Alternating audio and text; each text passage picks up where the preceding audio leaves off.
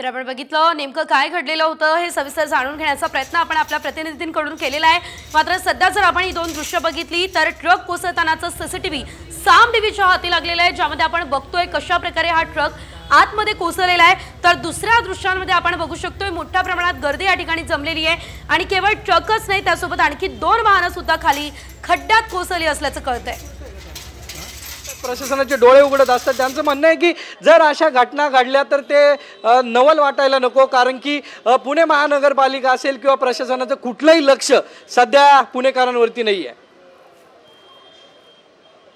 निश्चितच धन्यवाद सागर दिलेल्या या सर्व अपडेटसाठी। मात्र सागर, या संदर्भात काय माहिती मिळते की हा खड्डा नेमका कशासाठी या ठिकाणी करण्यात आलेला होता?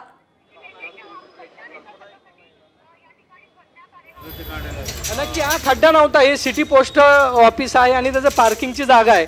या ठिकाणी ड्रेनेज लाईन आहे आणि ड्रेनेज लाईन साफ करण्यासाठी महानगरपालिकेचा हा टँकर जो आहे तो साफ करण्यासाठी आलेला होता। साफ झाल्यानंतर या ठिकाणाहून हा टेम्पो जात असताना काही क्षणामध्ये म्हणजे 5 सेकंदात तो मोठ्या खड्ड्यात पडला आणि मोठा खड्डा जो आहे तो रस्त्यावरती पडलेला आहे।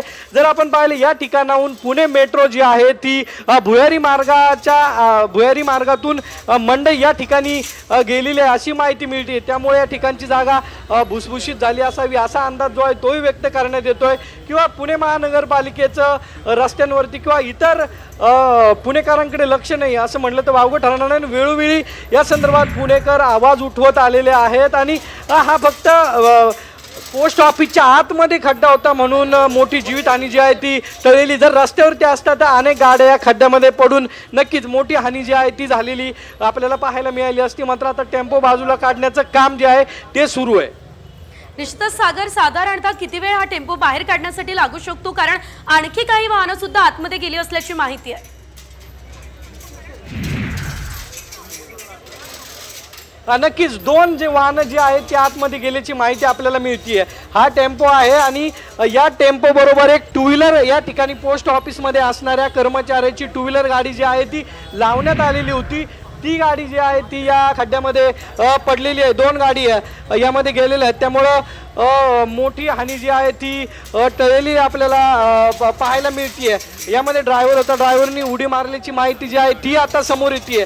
त्यामुळं हा भयंकर प्रकार जो आहे तो या ठिकाणी आपल्याला आता पाहायला मिळतोय।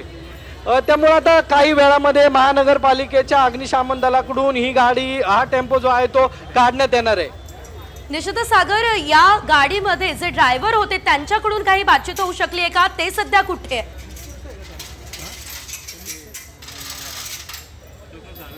नक्कीच आपण जर पाहिलं तर पोलिसांनी त्यांच्याकडून चौकशी जी आहे ती करायला सुरुवात केलेली आपल्याला पाहायला मिळते। मात्र जी माहिती ती अजून समोर आलेली नाही। टेम्पोचा ड्रायव्हर जो आहे तो या ठिकाणी अजून पोलिसांना काही माहिती देत असल्याची माहिती आता समोर येते। त्यामुळं या ठिकाणी पुणे महानगरपालिकेचे कर्मचारी आहेत, तुम्ही या ठिकाणी आलेले होते, काय होतं नेमकं टेम्पोमध्ये आणि काय झाला हा सगळा प्रकार?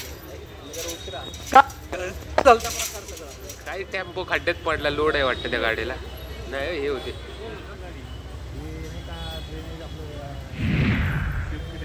तर आपण बघतोय ही 2 अतिशय महत्त्वाची दृश्य आहेत। हा खड्डा नेमका कशासाठी होता हे मात्र अद्यापही कळू शकलेलं नाहीये। मात्र साफसफाई करण्यासाठी, ड्रेनेज लाईन साफ करण्यासाठी गाडी या ठिकाणी आली असल्याचं कळतंय।